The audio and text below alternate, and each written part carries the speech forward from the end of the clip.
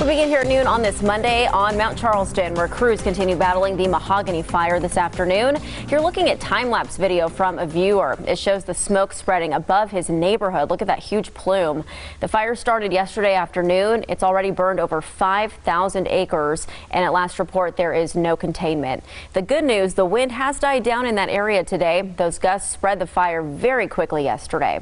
Thank you for joining us. I'm Alex Backus. We have live team coverage for you on the Mahogany Fire here at noon. Sherry's here with us, and she is tracking the latest conditions. Our Bianca Holman has the latest on voluntary evacuations. But we begin with Hector Mejia. He has more on the containment efforts today. Hi, Hector. How's it going out there? Yeah, there are multiple agencies around this. The U.S. Forest Service believes it could take days before they can contain this wildfire. And take a look right behind me. The smoke in the air right now is nowhere as intense as it was yesterday. No access to Mount Charleston right now, and Kyle Canyon remains closed to visitors. And here's the latest. No containment yet. An estimated more than 5,000 acres scorched in the Mount Charleston area.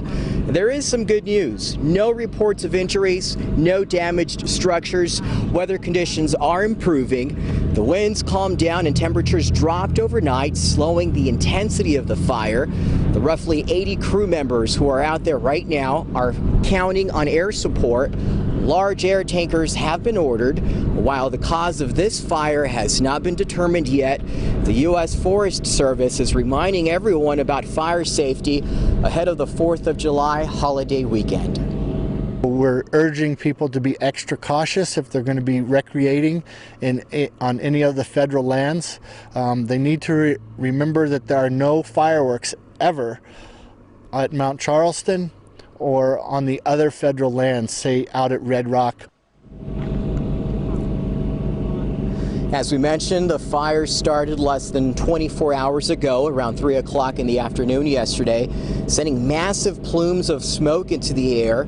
We're told investigators will head up at some point to scour for clues. There are reports of 2 additional wildfires, but those are not related. They are closer to Pahrump, and those may have been started by lightning. There are evacuations in the area. Our live team coverage continues with Bianca Holman. She's live, and Bianca, you've been following evacuations all morning, and you also talked to evacuees.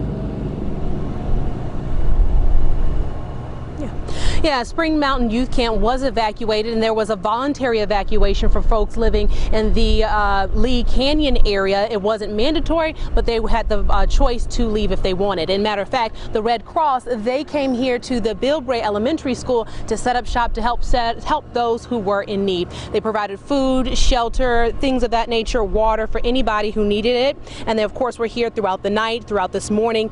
And there were other precautions that were taken to protect everyone in the area. NV Energy shut off power to Mount Charleston customers.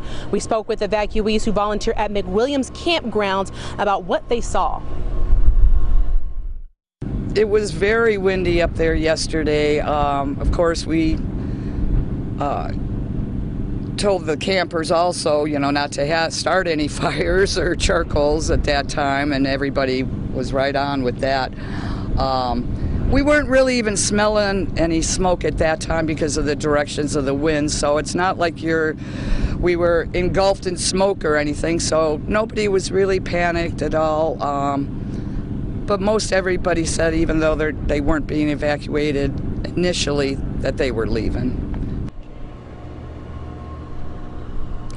And we're in a very active fire season. The Forest Service tells us there's been about 40 fires at lower elevations so far this year. And so the Red Cross, they want to remind people to create an emergency plan, also have a kit with things like prescription, digital copies of important papers, driver's license, clothes, of course, for situations like this. Now, the Red Cross volunteers tell me they're going to be here at the school until NV Energy turns on the power back to those customers. And of course, there will be an emergency number posted on the gym door for those who may have to come after that.